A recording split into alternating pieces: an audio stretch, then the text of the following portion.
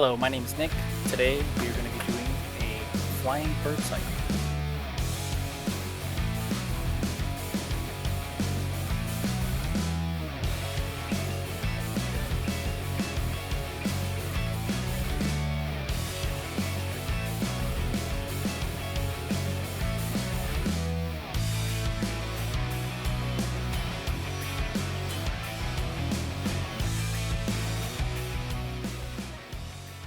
Let's get to it. Alright guys, today we're going to be working on an easy bird flying cycle. What I first like to do when I get a rig is I like to play with the controls, just kind of see what moves around, what controls what, just to kind of get the range of things. Pretty much what I'm doing here is I'm setting up the beginning just to kind of get the first pose that I want to go at. What I usually do is I set it to a normal pose, nothing too drastic, just kind of change things a little bit around, just kind of get it set up. Make sure you save your file, save it as something different than your file itself. I usually reference the file in. Again, what I'm doing here is just kind of playing around with everything, just kind of getting the first pose kind of adjusted around to kind of see, just changing around the angle of things, changing it all to the up flap.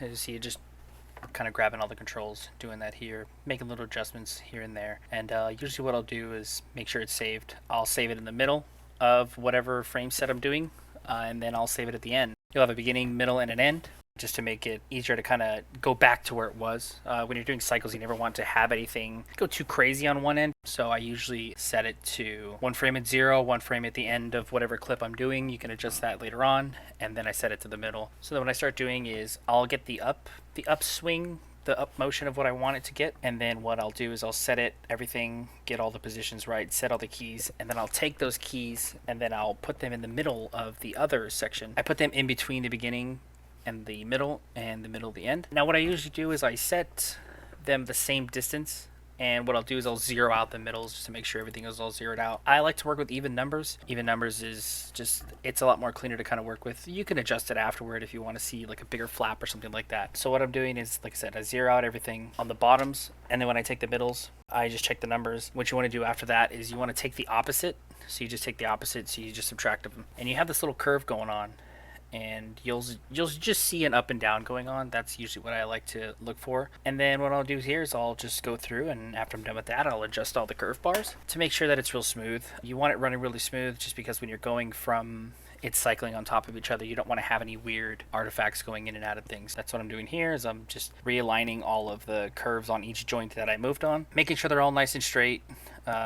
No real crazy bumps. You want to grab the last and the first frame, make sure those are lined up, grab the handles on the side, adjust the middle. This is why I like to work in easier hold numbers. It makes it so that I know how far it is from the middle. So say one is 8 and the other one is going to be -8. Just make it opposite. Makes it a lot easier. Just keep going like that, adjusting the positions and making sure it's all good. I know there's a lot of controls on this thing, but don't be worried about that. Just basically just go slow, go step by step. This took me about an hour to do. Obviously this is a little sped up, but you'll see once you do this process, it makes it a little easier. I tend to make it this way just to make it easier on myself. I'll grab all the controls I need to flap up, and I'll rotate them all the same distance, and then I will go and I will double them, or I will copy that frame and I'll take it to the other side, and then I'll just reverse it. So if it was at 8, I change it to -8, so on and so forth on each one, just so I can grab it all at one time. So I'll grab all of the wings. You see I'm grabbing all the toes. I'll grab all the toes and adjust all of the Z's and all of the X's and all the Y's at the same time. Now if I want to have them different, you can obviously adjust the bar. You can change heights on them individually once you're done. Super simple way of doing this. I find that doing it this way, setting your base keyframe to beginning, the middle, and the end, everything pretty much at 0, unless you want to adjust it in a different pose like we did earlier. Setting the in-between frames, so the breakdowns, set one side first, and then once that's set, you bring it over to the other opposite end, and you set the same keyframes. You're going to get this S pattern for sure, but once you do the opposite numbers, so like I said, if one is 8, you swap the other one to -8, you'll get this nice S curve going on, and then you just want to go in and adjust the curves in the line graph editor, and with that, you'll be able to have a nice clean cycle.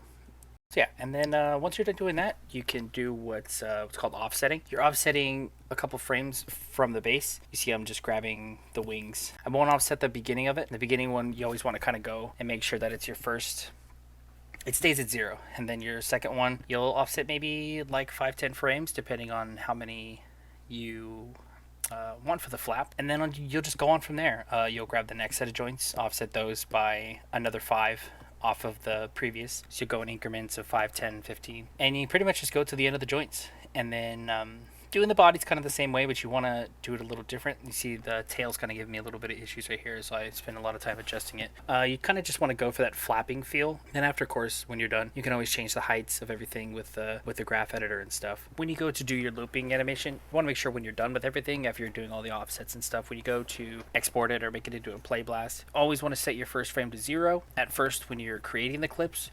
But when you go to make your export and do your play blasts of it, make sure to set it to 1. If you don't, you'll get this little hiccup. It's very slight, but you'll see it, and it'll throw people off your cycle. I pretty much handle all my cycles this way. It's just, I found that this is the easiest way. It's the quickest way for me. Is just, if you want your wing to flap, you grab all your main controls in your wing, adjust them all the same distance. That way you can clean them all up at the same time, and then afterward you can adjust. If you want a specific part to go a little further, you can adjust afterward. But getting them all done at the same time, as far as cleaning up the lines and everything, is a lot quicker. And like I said, you could just adjust the line graph to make them go even higher or flap inward more, or when you go to do your offsetting, you can change it in there. When you're all done with that, you can see your final result.